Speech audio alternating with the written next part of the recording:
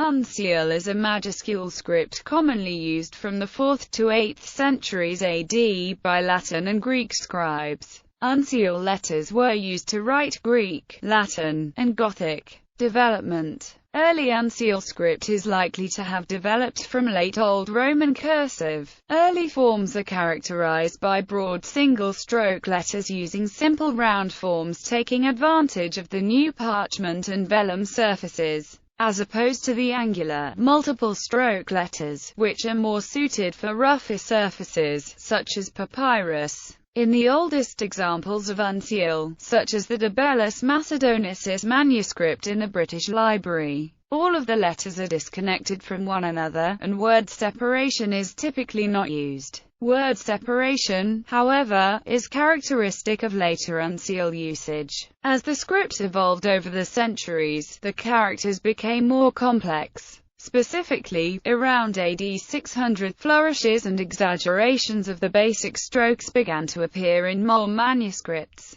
Ascenders and descenders were the first major alterations, followed by twists of the tool in the basic stroke and overlapping. By the time the more compact minuscule scripts arose circa AD 800, some of the evolved Unseal styles formed the basis for these simplified, smaller scripts. Unseal was still used, particularly for copies of the Bible, tapering off until around the 10th century. There are over 500 surviving copies of Unseal script, by far the largest number prior to the Carolingian Renaissance. Forms. In general, there are some common features of Unseal script. F, I, P, S, T are relatively narrow. M, N and U are relatively broad. M is formed with curved strokes, and N is written as to distinguish it from R and S. E is formed with a curved stroke, and its arm does not connect with the top curve. The height of the arm can also indicate the age of the script.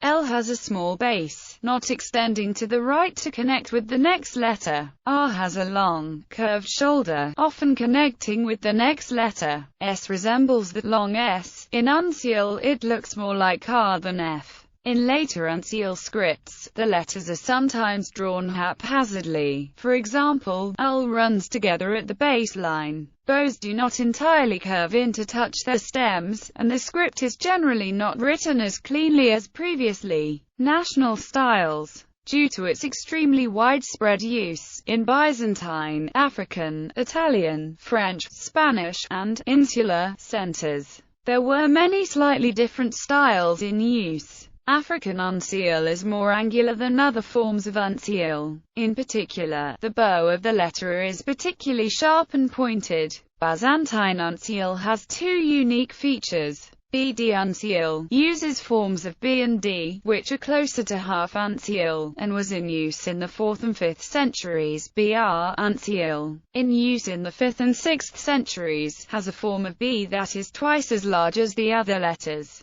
and an R with a bow resting on the baseline and the stem extending below the baseline. Italian Unseal has round letters with flatter tops, an A with a sharp bow, an almost horizontal rather than vertical stem in D, and fault finials. Insular Unseal generally has definite word separation, and accent marks over stressed syllables, probably because Irish scribes did not speak a language descended from Latin. They also use specifically insular scribal abbreviations not found in other Unseal forms. Use wedge-shaped finials, connect a slightly subscript, pendant type with M or H, and decorate the script with animals and dots. French Unseal uses thin descenders, an X with lines that cross higher than the middle, and a D with a curled stem, and there are many decorations of fish, trees, and birds. Cyrillic Manuscript developed from Greek Unseal in the late 9th century, and was originally used to write the Old Church Slavonic liturgical language. The earlier form was called Ustav, and later developed into semi-Ustav script. Origin of the word.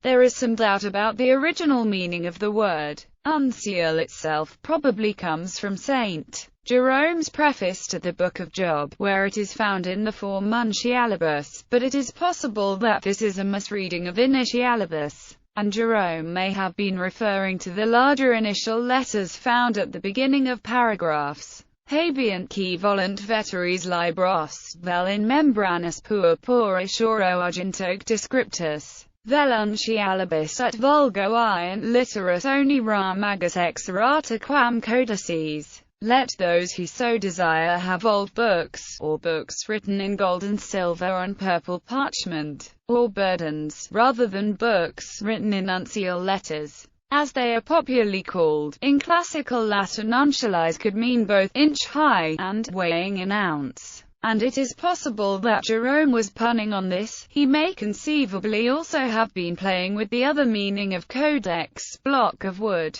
The term Unseal in the sense of describing this script was first used by Jean Mabillon in the early 18th century. Thereafter his definition was refined by Scipione Maffei, who used to refer to this script as distinct from Roman square capitals. Other uses. The word «Unseal» is also sometimes used to refer to manuscripts that have been scribed in Unseal, especially when differentiating from those penned with minuscule. Some of the most noteworthy Greek uncials are Codex Sinaiticus, Codex Vaticanus, Codex Alexandrinus, these being three of what are often called the four great uncial codices. Codex Beza, Codex Petropolitanus Purpurus. The Petropolitanus is considered by some to contain optimum uncial style. It is also an example of how large the characters were getting. For further details on these manuscripts, see Guglielmo Cavallo Ricerche sulla Maiuscola Biblica. Modern calligraphy usually teaches a form of evolved Latin-based uncial hand that would probably be best compared to the later 7th to 10th century. Examples.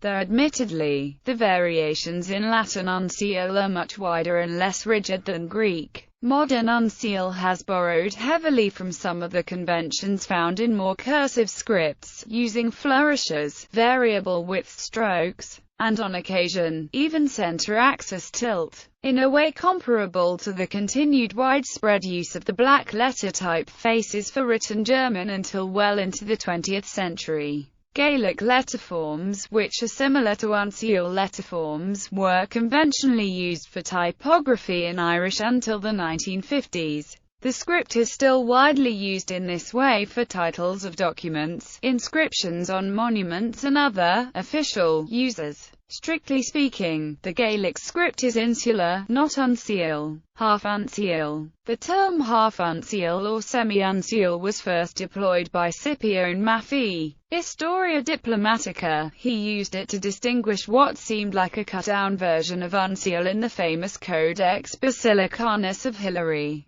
which contains sections in each of the two types of script. The terminology was continued in the mid-18th century by René Prospertassin and Charles-François Toustain. Despite the common and well-fixed usage, half-uncial is a poor name to the extent that it suggests a more organic debt to regular uncial, though both types share features inherited from their ancient source. See now. L.E. Boyle, Basilicanus of Hilary Revisited, in Integral Paleography, with an introduction by F. Troncarelli, 105-17. Turnout, 2001. Like uncial, half-uncial derived from Roman cursive but now of a later, evolved type. It was first used around the 3rd century and remained in use until the end of the 8th century. The early forms of half-uncial were used for pagan authors and Roman legal writing, while in the 6th century the script came to be used in Africa and Europe to transcribe Christian texts. Half-uncial forms. Some general forms of half-uncial letters are: A is usually round, sometimes with a slightly open top. B and D have vertical stems, identical to the modern letters. G has a flat top, no bow, and a curved descender. T has a curved shaft. N, R and S are similar to their uncial counterparts. Half-uncial was brought to Ireland in the 5th century, and was then carried to England. There, it was used up to the 8th century, and developed into the insular script after the 8th century.